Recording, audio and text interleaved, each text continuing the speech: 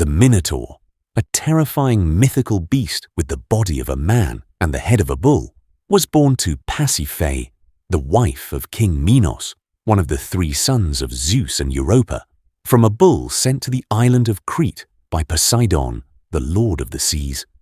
When Theseus, the son of the Athenian king Aegeus, arrived in Athens, all of Attica was plunged into deep sorrow. For the third time, envoys from the mighty king of Crete, Minos, had arrived to collect a tribute. The Athenians had to pay a ransom for the death of his son Androgeos, who was killed in Athens by the Marathonian bull. Ever since, every 9 years, the people of Athens sent 7 young men and 7 maidens to Minos to be devoured by the Minotaur, who dwelled in the labyrinth of the royal palace. This time, too, the Athenians equipped a ship with black sails as a sign of mourning for the young victims of the Minotaur. Seeing the universal grief, the young hero decided to fight the hideous monster to the death, traveling with the Athenian youths to the island of Crete to put an end to this horrific tribute. The old king Aegeus would not hear of his only son's departure, but Theseus managed to get his way. He offered a sacrifice to Apollo Delphinius, the protector of sea voyagers, and just before his departure, the oracle of Delphi instructed Theseus to choose Aphrodite, the goddess of love, as his patroness in this endeavor. Upon arriving on the island of Crete, the Athenian youths were immediately taken to Minos. The mighty king of Crete instantly noticed the handsome Theseus. The king's daughter, Ariadne, also noticed him, and in her heart, Aphrodite sparked a deep love for the young son of Aegeus. That is why the daughter of Minos decided to help Theseus to save him from being torn apart. Before setting out to battle the Cretan monster, Theseus had to defend one of the Athenian maidens, who was insulted by the arrogant King Minos. "You pride yourself on descending from Zeus, but I am not the son of a mere mortal either. My father is the great earthshaker, the sea god Poseidon. If you are the son of the god Poseidon, then prove it and retrieve this ring from the depths of the sea," Minos replied to Theseus, tossing a golden ring into the water. Theseus fearlessly dove from the steep cliff into the sea.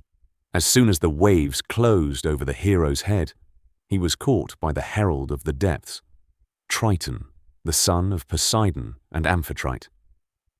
In the blink of an eye, he carried Theseus to the underwater palace of Poseidon, who joyfully handed Minos' ring to his son. Triton then carried Theseus back up from the abyss to the shore, where Ariadne stood full of sorrow, thinking, like the others, that the young man had perished. But Theseus still had to fight the Minotaur itself. Secretly from her father, Ariadne gave Theseus a sharp sword and a ball of thread. When Theseus and all those doomed to die were led into the labyrinth, the young man tied the end of Ariadne's thread at the very entrance and walked through the tangled, endless passages. Finally, he reached the place where the Minotaur awaited. With a menacing roar, the beast charged at the intruder. A terrifying battle began. During the fierce struggle, Theseus managed to grab the monster by the horn and plunge his sharp sword into its chest. Having slain the Minotaur, the young man and his companions followed the thread back out of the labyrinth, where Ariadne joyfully met them at the exit. Now they had to worry about escaping the wrath of King Minos. Theseus quickly prepared his ship for the return journey, having previously chopped through the bottoms of all the Cretan ships pulled up on the shore.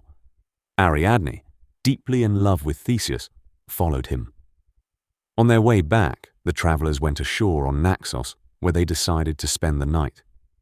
In his sleep, the god of wine, Dionysus, appeared to Theseus and told him that he must leave Ariadne on the deserted shore of Naxos, as the gods had destined her to be his, Dionysus's, wife.